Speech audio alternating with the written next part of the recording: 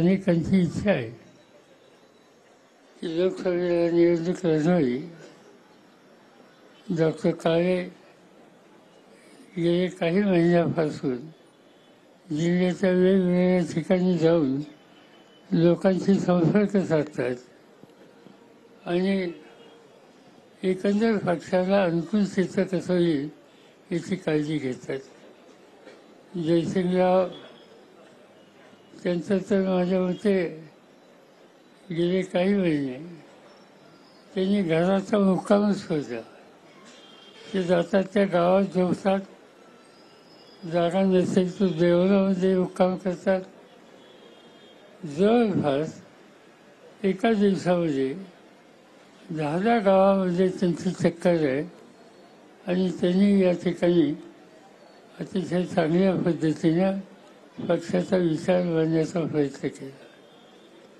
अशा अनेकांच्यामध्ये आज लोकसभेला जाण्याची तयारी आहे. पण शेवटी पक्षाची जी वरिष्ठ कमिटी आहे तिची बैठक ज्यांचा बोलवती आणि त्या बैठकीमध्ये चर्चा करून काय जो निर्णय व्हायचा असेल तो होईल. मला एका गोष्टीचा आनंद आहे की वर्धन सोनवणेंनी या ठिकाणी भाषण करताना सांगितलं की जो काही पक्षाचा निर्णय असेल तो आम्हा सगळ्यांना मान्य आहे. 20 जिल्ह्याचा कार्यकर्ता एकत्र राहून पुन्हा एकदा जी काही मागच्या निवडणुकीत कमतरता आली ती कमतरता दूर करून यश संपादन करण्याच्यासाठी प्रयत्नाची पराकाष्ठा करेल.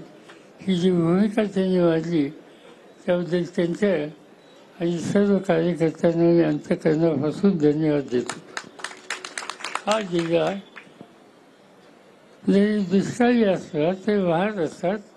पुरोगामी विचाराचे जे जिल्हे आहेत त्याच्यामध्ये हे जिल्हा आहे. या ठिकाणी अत्यंत सामान्य कुटुंबातले अनेक लोक हे देशाच्या राजकारणामध्ये, संसदेमध्ये, विधिमंडळामध्ये गेलेले आहेत आणि लोकांनी त्यांना निवडून दिलं. इथं विचाराला पाठिंबा देतात. मला आठवतं आहे की आमचे एक सहकारी होते, ते हल्ली हयात नाहीत पण ते नगरचे होते आणि बबनराव ढाकळे एक लढवय्या कार्यकर्ता होता. जिल्ह्यामध्ये गेले, बीडमध्ये निवडणुकीला उभे राहिले. त्यांचा जिल्हा